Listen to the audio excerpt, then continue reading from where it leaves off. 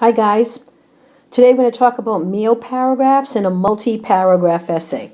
Now that we know how to write a meal paragraph, it's time to learn how to combine them to make a longer essay. Meal paragraphs can be put together in a larger work like an essay. In middle school, you would have combined these meal paragraphs to create a 5-paragraph essay like the 7th grade MCAS long comp prompt, or in 8th grade, you would have written a synthesis essay of multiple meal paragraphs using multiple sources. So, how do they fit into a multi-paragraph essay? So the general format of a 5-paragraph essay, let's see if we can remember this, is you have an intro paragraph which states your main point, your claim or side, includes the reader into what the essay will be about. In middle school, the next thing you had in your essay were body paragraphs. In high school, as we learned in our meal video, we call them meal paragraphs. So you would have a meal paragraph 1, which is your first point, including all of the evidence for that point. A body or meal paragraph 2, your second point, including all of the evidence. A body or meal paragraph 3, with your third point, including all of the evidence. And a conclusion paragraph, which summarizes the points of your body paragraphs and offers a universal understanding or idea about your claim or the overall point in your essay. So, to refresh your memory, each meal paragraph is a body paragraph in a multi-paragraph essay. Each meal paragraph is only proving one point of your overall essay, giving one reason or developing one idea to give to your reader for that whole body paragraph. Okay, so let's take a sample prompt and see how this would work. Let's pretend this was the prompt. In a 4 to 5 paragraph essay, discuss how does John Steinbeck effectively create mood in The Pearl. Please give evidence to support your claim. Okay, so your first step would be to think about what the prompt is asking you. The second thing you would do is write one sentence listing the various ways Steinbeck creates mood, and this would be your thesis statement for your introduction.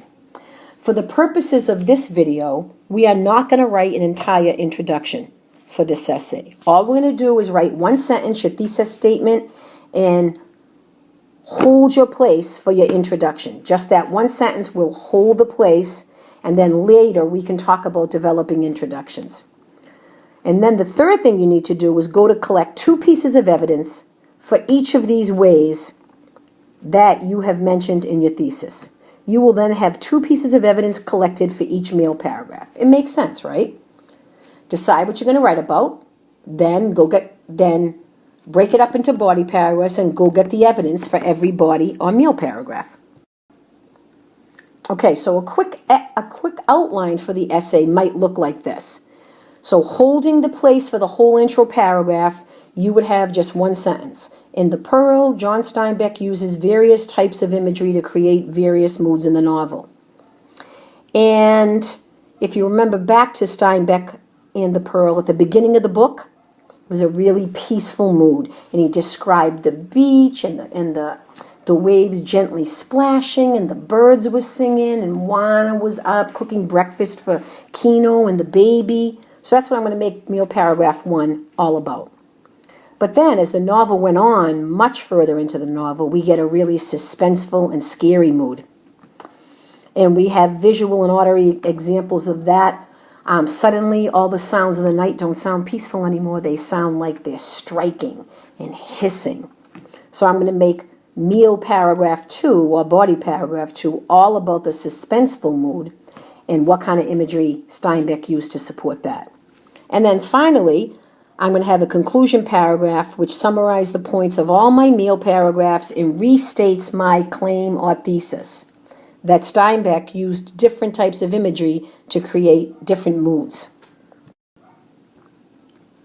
Okay, so the rest of the paragraph is made up of supporting sentences for the main idea. So the role of supporting sentences in each of the paragraphs is to further explain and support the topic. There are at least 8 sentences in each paragraph. Supporting sentences are used to maintain a reader's interest give direct evidence from a book, and give examples from the real world. So let's take meal paragraph 1 for this essay.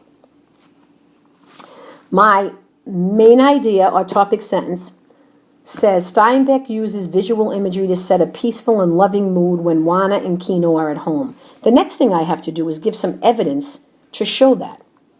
So my first piece of evidence says the protagonist Kino wakes up at dawn and hears a little splash of morning waves on the beach and where Juana worked the corn for the morning cakes.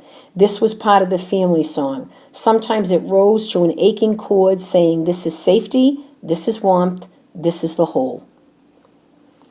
Okay, so now that I mentioned evidence that shows some visual imagery, I need to analyze it or comment it.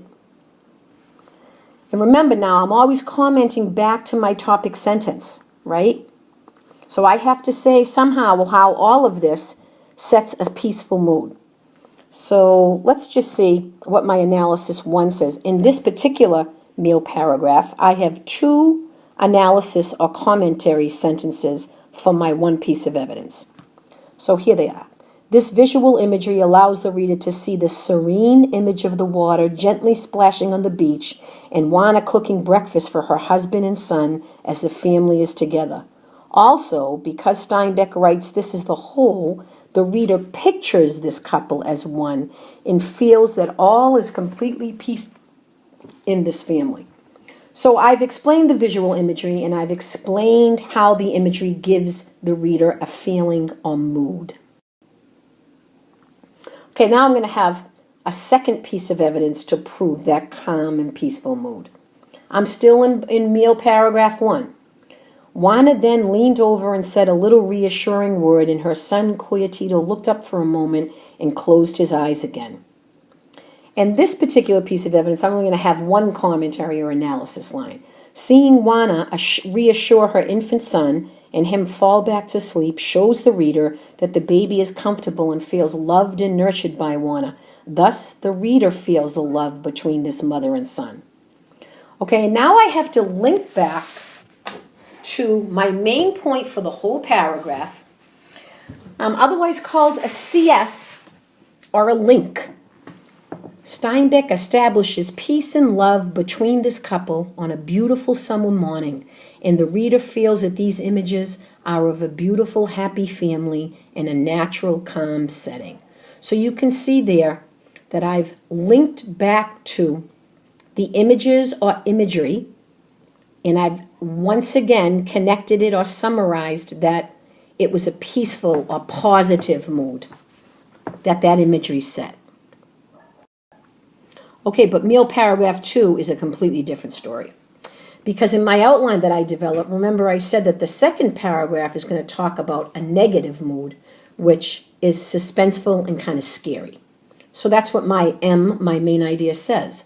Steinbeck sets a suspenseful mood as the plot develops. And now I have to do evidence and analysis to support a suspenseful mood. Don't forget, when I did my outline, not only was I setting mood, but I was saying how Steinbeck set the mood. So somehow I have to talk about, is he using imagery? What kind to set that mood? So here's my first piece of evidence. As the novel continues, a scorpion moved delicately down the rope toward the box where Coyotito slept, and neighbors knew that an adult might be very ill from the sting, but a baby could easily die from the poison. So now I'm going to analyze that. The slow movement of the scorpion about to sting an innocent baby heightens the suspense as the reader wonders if Coyotito will get stung or even die. Now I have a second piece of evidence. Later, right before Kino was attacked at night over the valuable pearl he found, Steinbeck sets the mood with auditory imagery by writing that Kino heard the little sound of the gathering night, the love agony of cats, the strike and withdrawal of waves on the beach, and the simple hiss of distance. Okay, so now I'm going to analyze that. Steinbeck's diction clearly supports a suspenseful mood in this part of the novel. The reader can hear the night waiting for him. The waves are not gently splashing now, but striking, and the distance is hissing like a snake waiting to strike at him. Will someone try to kill him over his valuable pearl that he has found? Okay, so now let's see the 3 meal paragraphs put together. And this is what you end up having. It's very, very long, guys.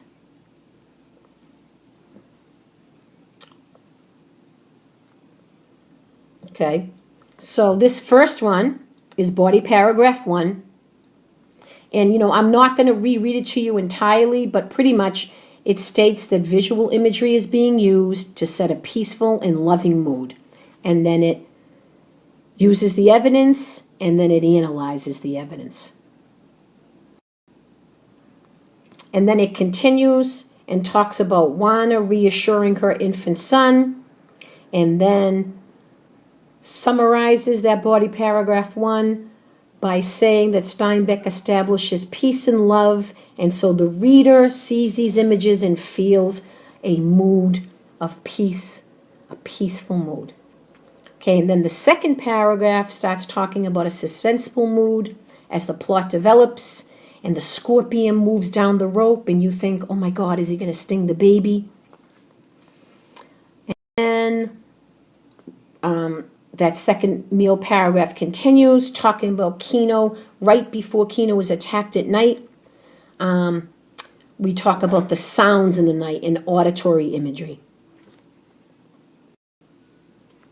Okay, so those are your 2 body paragraphs. And the next thing to do is we will learn how to write introduction and conclusion paragraphs. Thanks for your time. Hope you enjoyed it. Pirkey out.